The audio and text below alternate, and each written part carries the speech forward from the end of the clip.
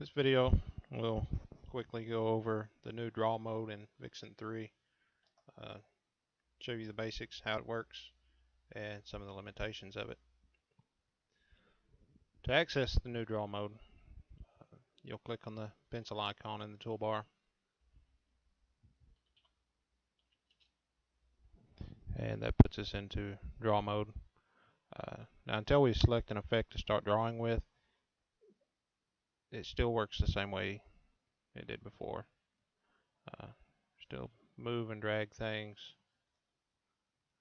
resize, everything works like it did before. Once we select an effect over here, that effect will be highlighted to show which effect we're drawing with. Once we come into the timeline, our cursor will change to a crosshair. It is an indication that we are using draw mode. And at that time, to place effects, align the cursor where you want to start drawing. Click and hold the left mouse button and draw that effect out to where you want it to end. That does support multiple rows also.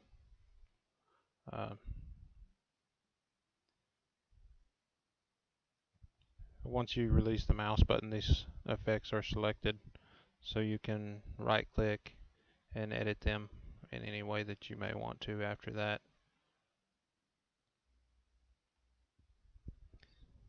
For those who have a middle mouse button, you do not need to select this pencil icon. You can leave it in the selection mode, but you do have to have an effect selected here in the effect panel, and using the middle mouse button you can draw your effects out that way. The arrow keys allow you to quickly change which effect you have selected, so that you don't have to go all the way back over there and select your new effect. Just use your arrow keys to navigate to whichever one you want. Now, the limitations on this are that you cannot draw launcher or RDS effects with it. As you can see, it will not let us even move down there. If we try to select them, it's going to tell us that we still have to drag and drop those to place those effects. Now, if we're in draw mode and we want to go back to selection mode, you can press the escape key, and that will put us back into the selection mode where we can go back into editing. If we are in draw mode and we want to quickly change something, now the resize still works as long as your mouse is over one of the resize points. You can still resize that effect without leaving the draw mode. But if we want to add another stacked effect right here, as long as our cursor doesn't show the east and west arrow there, we can click and start drawing in that same place, and it's going to stack the effects for us.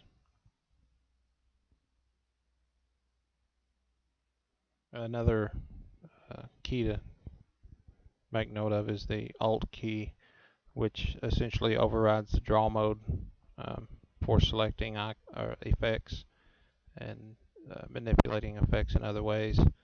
So if you hold the Alt key down, everything behaves as it did before.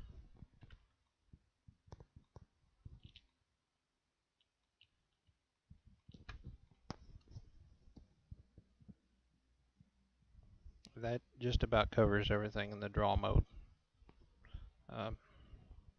I hope this helps some people out.